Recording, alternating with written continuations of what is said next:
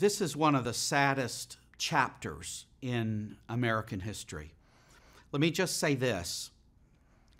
You can look at the history of the ancient church, as Kyle Harper has in a couple important books that he has published, and see how Christianity, the effects of Christianity, the consequences of Christianity, played a part in the waning and the dissolution of slavery in the old Roman Empire.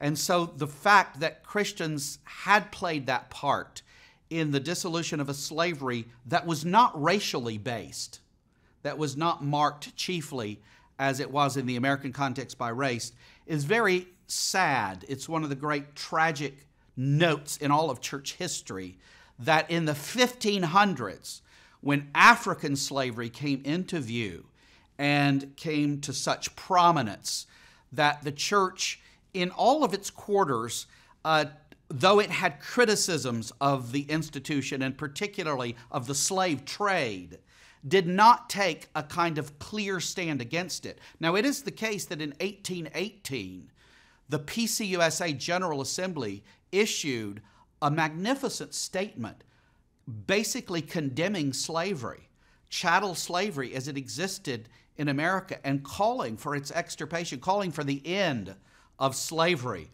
But after that point, after that 1818 point, if you know American history and how things went, what happened was slavery was becoming more and more profitable. Many had thought that it would wane in the late 18th century, but the invention, particularly of the cotton gin, meant that slavery was going to become a profitable enterprise. It's sad to say that, but it became a very profitable enterprise, and a lot of money was being made, so that by the 1830s and 40s, more and more it became inured from, as far as many people were concerned, from criticism. It became sacrosanct for many people. And the spirituality of the church began to be used as a way of saying, because the church is not to concern itself with politics as such, the church should keep mitts off this question of slavery. Charles Hodge of Princeton, featured prominently in the book and in my dissertation, did not agree that the church, as part of its task of prophetic moral calling, could not address the wrongs of slavery, and he called for the end of slavery. He was an emancipationist, and he took up that cause in that respect. But it's very sad to see how there were some particular, some prominent figures, very prominent figures in the American Presbyterian Church, the Baptist Church, the Methodist Church. This led to splits in the church. In the 1840s, the Baptists and Methodists split.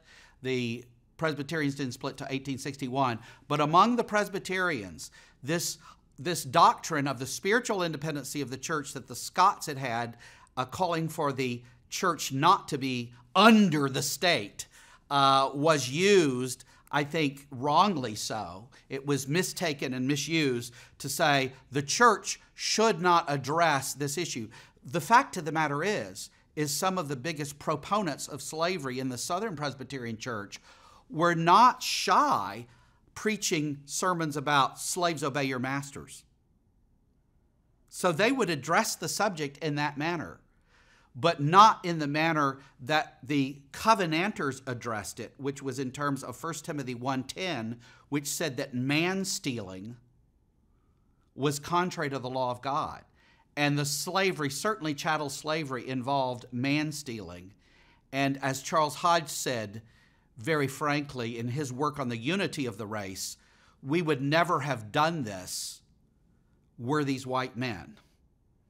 We've done this to black men from Africa, and that wasn't a mistake. There was a racial bias there that was throughout much of the country.